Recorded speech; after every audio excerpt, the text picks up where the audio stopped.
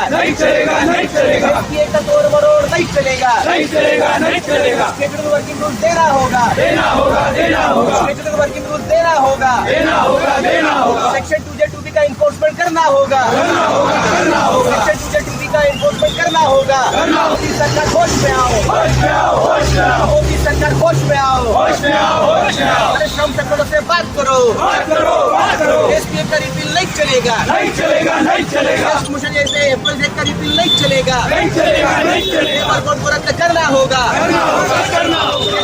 Sir काय मागण्या आहेत? आज आपण परत एकदा जिल्हाधिकारी कार्यालयासमोर आंदोलन करत आहात. आम्ही देशभरातले मेडिकल रिप्रेझेंटेटिव्ह जे आहे, आमची सर्वोच्च संघटना FMRIच्या निदर्शनानुसार आज जळगावला धरणा डेमॉन्स्ट्रेशन करतोय आणि जिल्हाधिकारी साहेब मार्फत माननीय कामगार मंत्रींना आम्ही निवेदन देणार आहे.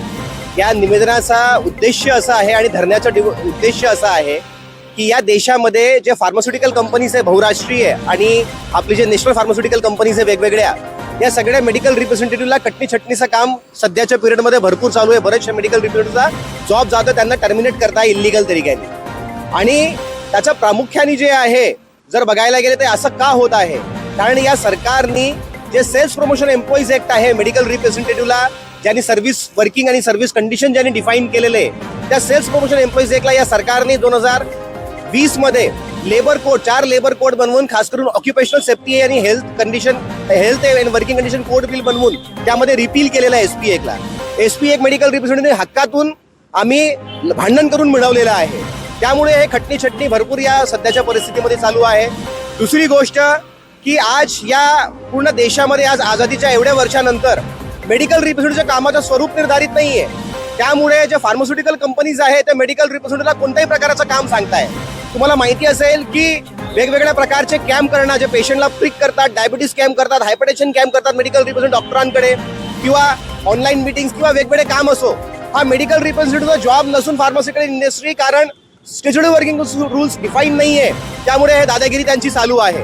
2017 मध्ये ऑगस्ट 2017 मध्ये एक ट्रायपार्टेट कमिटी झाली होती. त्या ट्रायपार्टेट कमिटीमध्ये आमची युनियन FMRI, सेंट्रल मिनिस्ट्रीतर्फे लेबर मिनिस्टर होते आणि इंडस्ट्रीचं रिप्रेझेंटेशन होतं.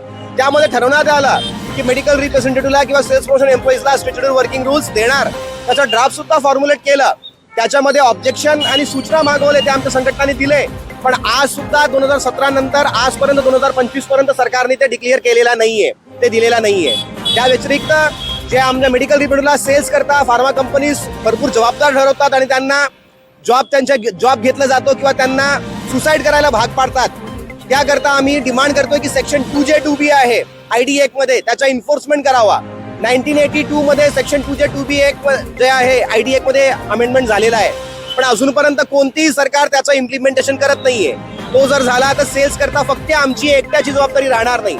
आणि लास्टली जे DGHS जे आहे, त्या DGHS रिसेंटली एक ऑर्डर इश्यू केलेला आहे की सेल्स प्रमोशन एम्प्लॉईजला सगळ्या गव्हर्नमेंट हॉस्पिटल CGHS हॉस्पिटलमध्ये एंट्री बॅन आहे.